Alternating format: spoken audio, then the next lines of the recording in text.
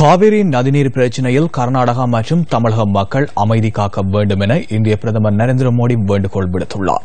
இதேவேளை ஊரடங்கு உத்தரவால் பெங்களூரில் அமைதிச் சூழல் நிலவுவதுடன் பாதுகாப்பு நடவடிக்கைகள் தீவிரப்படுத்தப்பட்டுள்ளன.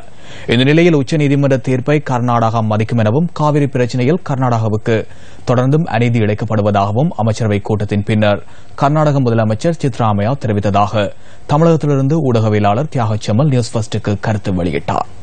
கர்நாடக அமைச்சரவை இன்று கூடி விரிவாக விவாதித்திருந்தது. அந்த அமைச்சரவை முடிவின்படி உச்சநீதிமன்றம் அளித்திருக்கக்கூடிய தீர்ப்பை அப்படியே பின்பற்றுவது என்றும் அதன்படி தமிழகத்திற்கு முறையாக தண்ணீர் திறந்து விடுவது என்றும் உறுதியளிக்கப்பட்டிருக்கிறது. இதன் பின்பு செய்தியாளர்கள் சந்தித்த கர்நாடக முதலமைச்சர் சித்தராமையா உச்சநீதிமன்ற வழிகாட்டுதலின்படி தமிழகத்திற்கு தண்ணீர் திறந்து விடப்படும் என்று உறுதியளித்தார்.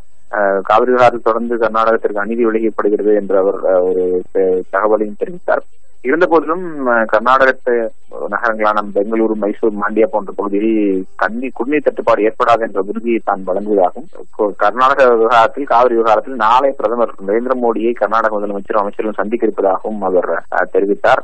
சட்டம் ஒழுங்கை பொறுத்தவரை கர்நாடகத்தில் சட்டம் ஒழுங்கு கட்டுக்குள் வைக்கப்பட்டிருப்பதாகவும் அப்பாவிகளை தாக்கக்கூடாது என்றும் அவர் கன்னட மக்களுக்கு வேண்டுகோள் விடுத்தார். நாளை தினம் பிரதமர் நரேந்திர மோடியை கர்நாடக முதலமைச்சரும் அமைச்சர்களும் சந்திக்க இருக்கிறார்கள்.